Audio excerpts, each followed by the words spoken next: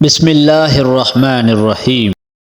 میاں بیوی کو ایک دوسرے پر اتنا بھروسہ ہونا چاہیے کہ بات بات پر صفائی نہ دینی پڑے۔ عورت کے ذمے شوہر کے حقوق۔ نمبر پہلا، ہر جائز امر میں اس کی اطاعت اور فرما برداری کرنا۔ دوسرا، شوہر کی مالی حیثیت سے زیادہ خرچ کا مطالبہ نہ کرنا۔ تیسرا، شوہر کو جس کا گھر آنا ناپسند ہو اس کی اجازت کے بغیر نہ آنے دینا۔ چوتھا، اس کی اجازت کے بغیر اس کا مال کسی کو نہ دینا۔ نمبر 5، اس کی اجازت کے بغیر نفل نماز نہ پڑھنا اور نہ نفل روزہ رکھنا۔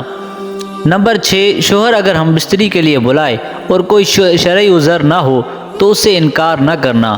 نمبر 7، شوہر کو غربت یا بدصورتی کی وجہ سے حقیر نہ سمجھے۔ نمبر 8، اگر شوہر میں شریعت کے خلاف کوئی چیز دیکھے تو اسے ادب سے منع کرے۔ جب عورت کی عمر ہوتی ہے خاوند کی خدمت کرنی یا اس کی دلداری کرنے کی تو اس وقت اس کو زبردستی دیور جیٹھ ساس سسر نند کی خدمت پر مجبور کیا جاتا ہے۔ سارا دن ذمہ داریاں نبھاتے نبھاتے وہ اتنی تھک چکی ہوتی ہے کہ لیٹتے ہی آنکھ لگ جاتی ہے۔ اسے نہ خاوند کا خیال رہتا ہے نہ خود کا۔ نتیجہ یہ نکلتا ہے کہ خاوند باہر شکار ڈھونڈنے لگ جاتا ہے، جس کی وجہ سے میاں بیوی میں لڑائی شروع ہو جاتی ہے۔ ان سب کا ذمہ دار سسرال اور خاوند ہے۔ سسرال والوں کو چاہیے کہ اپنے بہو پر اتنی ہی ذمہ داریاں ڈالیں کہ وہ اپنے بچوں کو خود اور خاوند کو بھی وقت دے سکے۔ اگر وہ نہیں سمجھتے اس بات کو تو خاوند کو چاہیے کہ وہ اپنی بیوی کے حق میں بولے۔ بیوی سب سے گہری دوست ہے۔ بیوی سے بڑھ کر دنیا میں کوئی دوست نہیں ہو سکتا۔ تجربہ ہے کہ زمانہ افلاک و مصیبت میں سب احباب الگ ہو جاتے ہیں اور ماں باپ تک انسان کو چھوڑ دیتے ہیں، مگر بیوی ہر حال میں مرد کا ساتھ دیتی ہے۔ اسی طرح بیماری میں جیسے راحت بیوی سے پہنچتی ہے کسی دوست سے یا ماں باپ سے بھی نہیں پہنچتی۔ اس سے صاف ظاہر ہے کہ بیوی کے برابر دنیا میں مرد کا کوئی دوست نہیں۔ تمہارے منہ سے ایک نکلی ہوئی گالی چاہے مذاق یا غصے میں دی ہو تمہاری قبر میں ایک ایسا بچھو پیدا کرتی ہے جس کے ایک مرتبہ ڈسنے سے انسان 70 ہاتھ زمین میں دس جاتا ہے۔ اکثر مرد اس بات کا شکوہ کرتے ہیں کہ بیوی آگے سے زبان چلاتی ہے، لیکن بعض اوقات شوہر خود ہی بیوی کو اس بدتمیزی پر مجبور کر دیتا ہے جب وہ اس کے والدین یا گھر والوں کو گالی دیتا ہے۔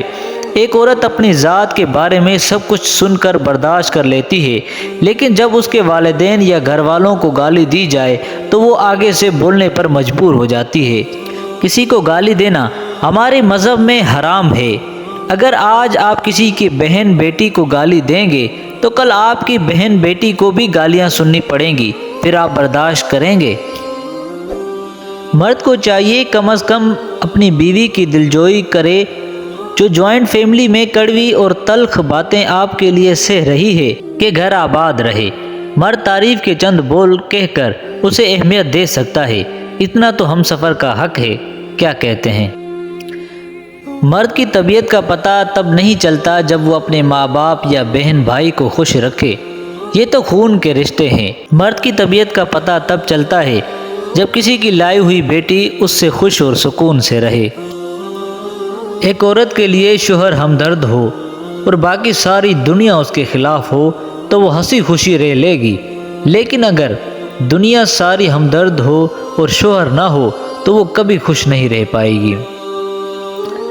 بیوی سے اپنے والدین کی عزت کی توقع کرنے سے پہلے بیوی کے والدین کی عزت کریں تاکہ بیوی بھی خوشی سے آپ کے والدین کی عزت اور خدمت کرے۔ ایک عورت کے صبر اور حوصلہ تب پتہ چلتا ہے جب وہ اپنی اولاد کی خاطر ایسے خاوند کے ساتھ زندگی گزارتی ہے جو نہ اس کی عزت کرتا ہے نہ اس کی ضروریات کا خیال رکھتا ہے۔ ایسی عورت سچ میں عظیم عورت ہوتی ہے۔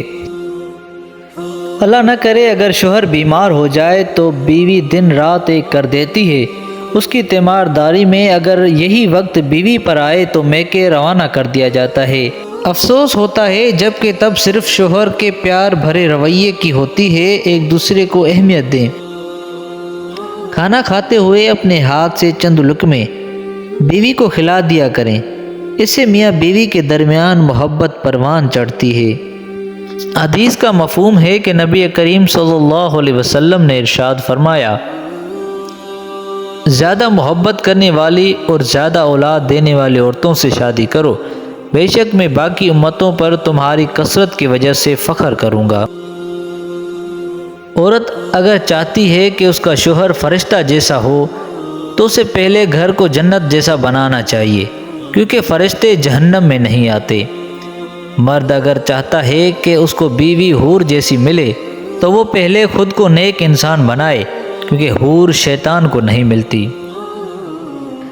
سالی اور بھابھی سے مذاق کو جاہل لوگ اپنا حق سمجھتے ہیں، جبکہ یہ سخت حرام اور جہنم میں لے جانے والا عمل ہے۔ بلکہ دیور، جیٹھ، بہنوئی وغیرہ غیر محرم رشتہ دار جن کا گھروں میں آنا جانا ہو، ان سے عورتوں کو بہت زیادہ پردے کا حکم ہے۔ حدیث کا مفہوم ہے کہ رسول اللہ صلی اللہ علیہ وسلم نے ارشاد فرمایا، نوجوانوں، جس کے پاس ضرورت نکاح کی گنجائش موجود ہے اسے چاہیے کہ وہ شادی کر لے، کیونکہ شادی نظر کو جھکائے رکھنے اور شرمگاہ کی حفاظت کا ذریعہ ہے۔ جو گنجائش نہیں رکھتا تو وہ روزے رکھے، کیونکہ روزے شہوانی خواہشات کا زور توڑ دیتے ہیں۔ اپنی بیوی پر پورے گھر کا بوجھ نہ ڈالیں۔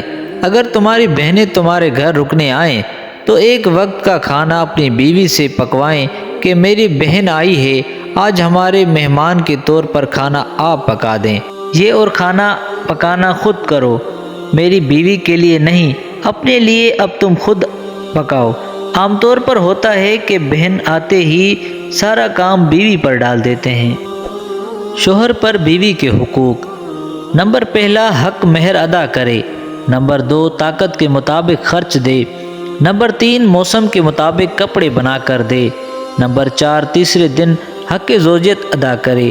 نمبر پانچ، ضروریات زندگی کا سامان مہیا کرے۔ نمبر چھ، بیوی کو گالیاں نہ دے۔ نمبر سات، عورت کو علیحدہ مکان رہنے کے لیے دے۔ نمبر آٹھ، اگر ہو سکے تو عورت کے لیے خادمہ کا بندوبست کرے۔ نمبر نو، بیوی پر خرچ کر کے احسان نہ جتلائے۔ نمبر 10، سفر سے بیوی کے لیے تحفہ لائے۔ نمبر 11، عورت کو بلا وجہ ناراض نہ کرے۔ نمبر 12، ترش رویے اور سختی سے پیش نہ آئے۔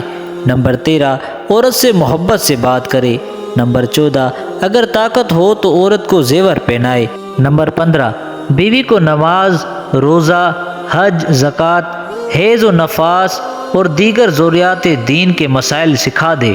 نمبر 16، عورت کے سامنے ان عورتوں کا ذکر نہ کرے جنہیں زیادہ جہیز ملا ہو۔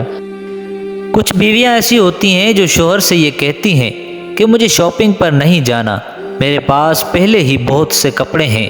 شوہر اگر پیسے دیتا ہے تو تھوڑے سے رکھ لیتی ہیں، باقی واپس کر دیتی ہیں کہ مجھے بس اتنے ہی چاہیے تھے۔ یہ بھی نہیں کہتے ہیں کہ فلاں کی بیوی نے کتنا مہنگا سوٹ پہنا ہے، بلکہ کسی کے فضول خرچی کو دیکھ کے یہ کہتی ہیں استغفر اللہ۔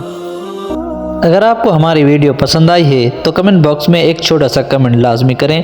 اگر چینل پر نئے ہیں تو چینل کو سبسکرائب کریں۔